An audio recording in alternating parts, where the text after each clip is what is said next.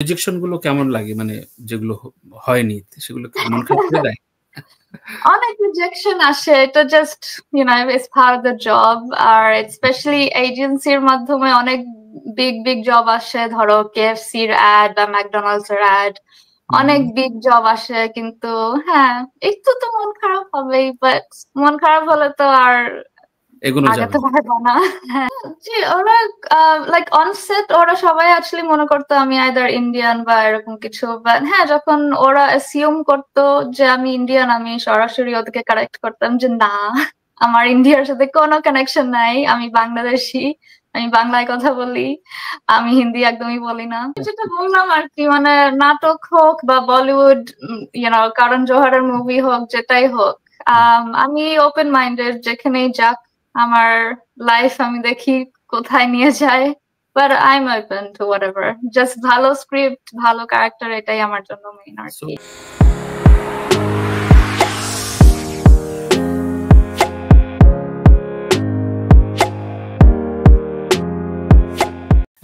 এই ধরনের কাজে বেসিক্যালি এজেন্সি গুলো খুব ম্যাটার করে।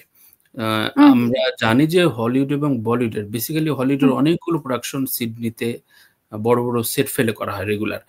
সুতরাং এই কানেকশনসটা কিভাবে তৈরি হলো, ওই তৈরি হওয়ার গল্পটা যদি আমাদের সাথে শেয়ার করতে। অনেক জায়গায় বলেছো নিশ্চয়ই, তারপর শুনি আজকে। জি জি। হ্যাঁ, সো এখানে আমার এজেন্সি আছে। এখানে যারা অ্যাক্টিং করতে চায় এজেন্সি সাইন করতে হয় আর কি। মানে ফ্রিল্যান্স ওভাবে এখানে করা যায় না। বাংলাদেশে কোনো প্রবলেম ছিল না, ওটা তো জাস্ট আমি নিজে পার্সোনালি অর্গানাইজ করে যেতাম। কিন্তু এইখানে তোমার এজেন্ট তোমার সব কন্ট্রাক্ট ম্যানেজ করে, তোমার সব পেমেন্ট গুলো হ্যান্ডেল করে, সবকিছু এজেন্সির মাধ্যমে যায় আর কি। আর এই হিন্দি এই স্পেসিফিক মুভি অ্যাকচুয়ালি জাস্ট ওরা অনলাইনে ওপেন কল ছিল। সো ওরা জাস্ট একটা ওয়েবসাইট একটা আছে, যেখানে ওয়েবসাইটে গেলে সব অডিশনের লিস্ট গুলো আসে। ওখানে আমি নোটিস করেছি যে ওরা বেশি কিছুই বলেনি। আমি জানতামও না যে এটা অ্যাকচুয়ালি মুভি হবে, বা বড় কেউ অ্যাক্টর বা কেউ থাকবে। আর আমি জাস্ট ক্যারেক্টার ডিসক্রিপশনটা পড়েই অ্যাপ্লাই করেছিলাম অডিশন দিয়ে আর কি। সো সব অনলাইনের মাধ্যমেই হচ্ছে। মানে তুমি জানতা না যে এটা কত বড় প্রোডাকশন হচ্ছে কিছু না, তো তুমি র্যান্ডমলি দিয়েছো? হ্যাঁ, সেটাই। আচ্ছা আচ্ছা। তো প্রথম আমি ডেইলি মেবি লাইক 10টা অডিশন দেই অনেস্টলি, লাইক।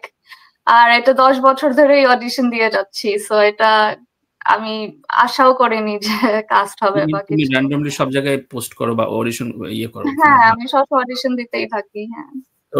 তো রিজেকশন গুলো কেমন লাগে? মানে যেগুলো হয়নি সেগুলো মন খারাপ করে দেয়?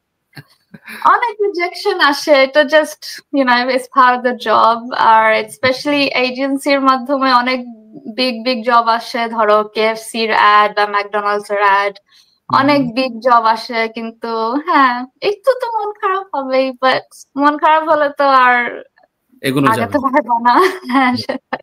দারুণ। এই হিন্দি প্রথম যখন সিলেক্ট হলো, তারপরে পোর্শন গুলো কি, কিভাবে আলাপটা হলো এবং কখন জানলা যে এটা নীনা গুপ্তের সাথে বা এত বড় প্রোডাকশন হচ্ছে? কয়েকটা রাউন্ডই হচ্ছে অনলাইন ছিল। সো প্রথম হচ্ছে একটা, ওরা 2-3 ডায়লগের একটা সিন দিয়েছে, ওটা আমি করলাম। তারপর আবার শর্ট লিস্টে ডাকলো আরেকটা সিন দিয়ে। সো কয়েকটা রাউন্ড ছিল, but finally face to face একটা স্ক্রিন টেস্ট ছিল। তারপর ওখানে আমাকে জানালো যে হ্যাঁ, তুমি এই পার্টটা পেয়েছো, আর তোমার কোস্টার এই থাকবে। ওই টাইমে মাত্র হচ্ছে দ্য আর্চিজ বের হয়েছিল, যে নেটফ্লিক্সে, যে শাহরুখ খানের মেয়ে যে করলো, সুহানা খান। হ্যাঁ, জি জি, নেপোটিজম নিয়ে ওটা। সো ওইটাতে ছিল হচ্ছে মিহির আহুজা। ও হচ্ছে হিন্দির একদম মেইন প্রোটাগনিস্ট। ও হচ্ছে জাগহেড ক্যারেক্টারটা করেছিল আর্চিজে। ওর নাম Mihir Ahuja. So Hindi production, Hindi pronunciation, Hindi dialogue delivery, dubbing, এগুলোতে কেমন তোমার স্ট্রাগল গিয়েছে? মুভিটা actually technically Australian movie. Screen Australia আমাদের government body. So Screen Australia funding দিয়েছে আর কি এই মুভিটা বানানোর জন্য। আর হ্যাঁ, টেকনিক্যালি অস্ট্রেলিয়ান ফিল্ম, এন্ড পুরা ডায়লগস, লাইক ম্যাক্সিমাম ডায়লগ সব ইংলিশে। এখানে সেখানে কিছু হিন্দি আছে, ওগুলো জাস্ট ইংলিশ সাবটাইটেল করা। বাট ইভেন হলেও যখন আমি দিয়েছিলাম লাইক ধরো 50% সব অস্ট্রেলিয়ান মানুষ ছিল, 50% আমরা যা ফ্যামিলি ফ্রেন্ডস ইনভাইট করেছিলাম আর কি। তো তো তোমার জন্য আরামের, একদম তোমার ক্যারেক্টারটা মানে তোমার জন্য সুইটেবল, রাইট? জি। তো ধরো এই কাজটার পরে অনেকগুলো ইন্টারভিউজ দিলা, দেখলাম অনেকগুলো ইন্টারন্যাশনাল নিউজ পোর্টালে দিলা, খুব ভালো লাগলো। মানে বাংলাদেশে যে কেউ এই ধরনের কাজ করতে গেলে এত প্রাউড লাগে। সো তখন আসলে তুমি তোমার পরিচয়, বিলঙ্গিংটা কেমন? আমি দেখেছি তুমি বাংলাদেশি মেয়ে বলছো। সো তখন ওদের রিয়াকশন এবং ইন্টারভিউজ গুলো কেমন লাগলো তোমাকে? কতটুকু ওভারওয়েলম করলো? জি, ওরা লাইক অন সেট ওরা সবাই আসলে মনে করতো আমি আইদার ইন্ডিয়ান বা এরকম কিছু। বাট হ্যাঁ, যখন ওরা অ্যাসিউম করতো যে আমি ইন্ডিয়ান, আমি সরাসরি ওদেরকে কারেক্ট করতাম যে না, আমার ইন্ডিয়ার সাথে কোনো কানেকশন নাই, আমি বাংলাদেশি, আমি বাংলায় কথা বলি, আমি হিন্দি একদমই বলি না। সো হ্যাঁ, অন সেট অনেকেরাই হচ্ছে মনে করতো যে আমি ইন্ডিয়ান। তারপর হ্যাঁ, অনেকগুলো টক শোতেও গিয়েছিলাম, কিছু ইন্ডিয়ান শোতেও, ওখানেও হ্যাঁ আমি অলওয়েজ বাংলাদেশি হিসেবেই পরিচয়টা দিয়েছি আর কি। হ্যাঁ, রাইট। তো এখন তোমার নিশ্চয়ই একটা কানেকশন গুলো বেড়েছে, ধীরে ধীরে বাড়তেই থাকে। তো এই জায়গায় ধরো বলিউড ইন্ডাস্ট্রি তো বিশাল, মানে সাগরের মতো। তো সেই জায়গায় তোমার স্টেপস গুলো কেমন? ধরো হিন্দি মিন্দি একটা যেটুকু সাকসেস আসুক, এরপরের ধাপগুলোকে তুমি কিভাবে ডিল করতে চাও বা চাইতেছো? সামনের গুলো কেমন আসছে তোমার? তোমার ক্যারিয়ার গ্রাফটা আমি শুনতে চাচ্ছি বেসিক্যালি। নাকি তুমি মুম্বাইতে, অনেকেই তো বাসা নাই, মুম্বাইতে গিয়ে থাকতে শুরু করে, তোমার প্ল্যানটা কি? না, আমি honestly Sydney is my home. আমি মেলবোর্নে গিয়েছিলাম প্রিমিয়ারের জন্য, লাইক একদিন পরেই আমি হোমসিক ফিল করতেছিলাম সিডনির জন্য।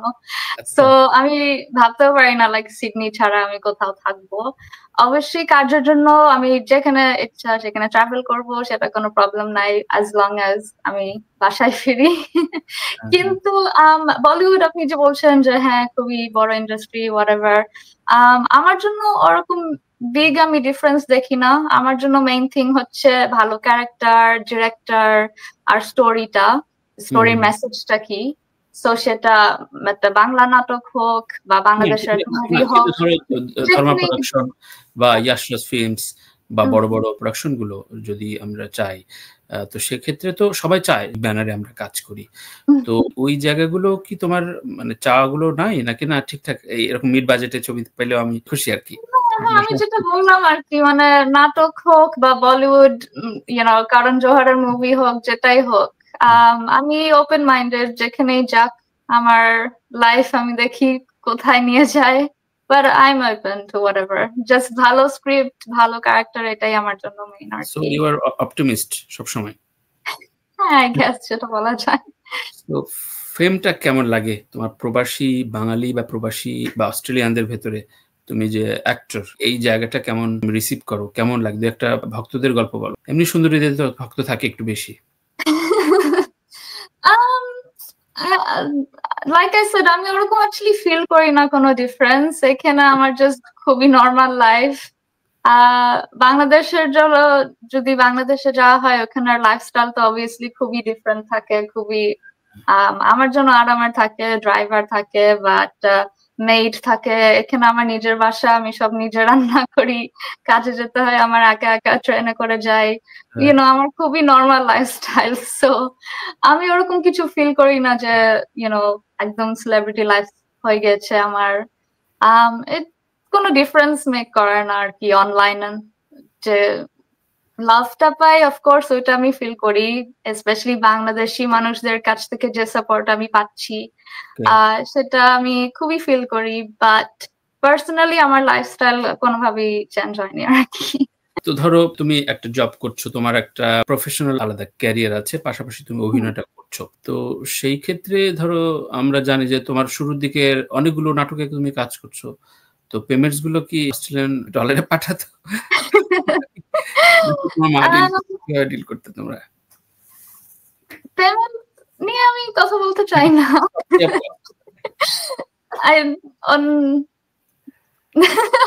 No comment. মেয়েদের রোজগার আর বয়স জানতে নেই, এরকম?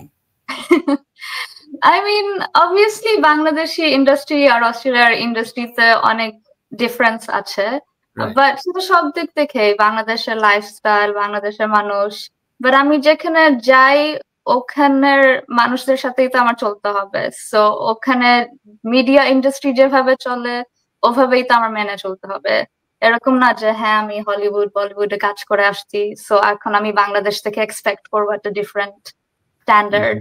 ওভাবে মেন্টালিটি নিয়ে গেলে তো আমি কাজ করতে পারবো না ঢাকায়। তো তোমার কাজগুলো রেফার বা বাছাই করার জন্য, ধরো তোমাকে নতুন একজন ডিরেক্টর বাংলাদেশ থেকে তোমাকে চাইলো, যে তখন তোমাকে রিচ আউট করা বা তুমি তাকে রিসিভ করো কিভাবে? অন্য কাকে জিজ্ঞাসা করো?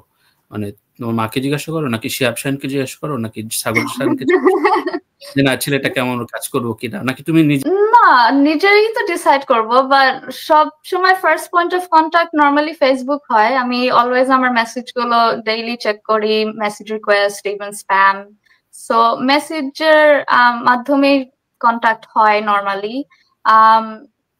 তো ইয়া, ফার্স্ট টাইম ডিরেক্টর হলেও কোনো প্রবলেম নাই আমার। আমি সবার মেসেজই পড়ি, জাস্ট দেখি যে কি অ্যাটলিস্ট বলতে চায়।